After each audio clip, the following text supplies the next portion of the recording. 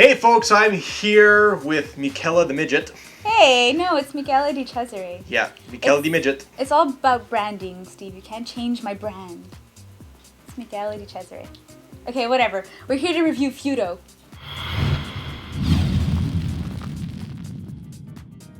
Feudo is a simple medieval army game which can be played up to 4 players.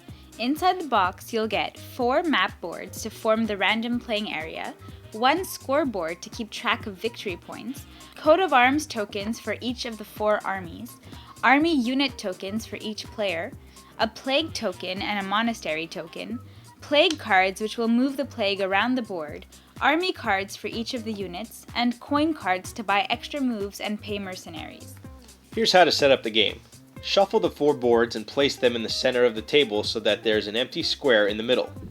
Place the monastery token inside that square. You can also place them further apart from each other so that the center is bigger.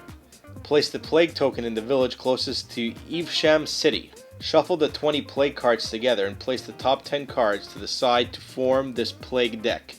The other 10 cards are out of the game.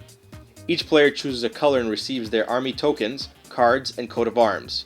Give each player 3 empty coin cards, 1 card of 2 coins, and 1 card of 4 coins. Each player has the exact same army at the start of the game. Place 1 coat of arm from each player on the scoreboard. Now, in turn order, players will place a coat of arm token on the outer edge of the board. However, you can't place your coat of arms on the same edge as the previous player. This token represents your castle, and this is where your units will appear for the rest of the game. Once everyone has chosen their location, the game can begin. Let me explain the map areas and the army units a little. The red number on each of your units is how much space it can move and how much power it has.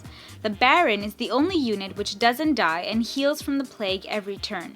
The Milady unit can do 2 things. She can charm another player's Baron, and if she has the plague, she can go around infecting other units. The first knight is strong, but must be alone on a given space, and he can't enter into towns or cities. The knights can stack, but they also can't enter villages or cities. The mercenaries need to be paid with coin to move around the board. The infantrymen and mercenaries are needed to attack a city or village to gain control of it. Now for the terrain. The forest area will give you a +5 bonus to defense. The villages will give you a +3 to defense, and cities will give you a +7 defense. The rounds are played in 6 phases.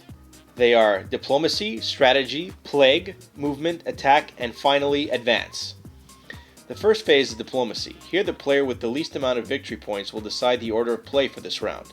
The second phase is strategy. In this phase, players will choose 3 army unit cards from all the decks they have, and they will also choose 1 coin card. They will place the rest of the cards away, so now each player should have 4 cards only in their hand. The next phase is plague phase. Flip over the plague card and see what happens. The plague can move to another village, affect the entire border of the map, infect the inner cross of the map, or even just infect adjacent units. If any of your units get affected by this plague, simply turn them over to the black numbered side. If a unit is hit with the plague and is already infected, it dies. When you have the plague, you can go heal at the monastery in the middle of the map. Once all 10 plague cards are flipped over, the game ends. The next phase is movement. Here players will take turns playing an army card from their hand and moving that unit according to the number on the unit. Once everyone has played all their army cards and moved their units, they will flip over their coin cards. For each coin there, they can move units 1 extra spot. Next is the attack phase. First you will do the battles which are in the open areas, meaning the grass areas. To win a battle, you simply have to have a greater number than your opponent's army.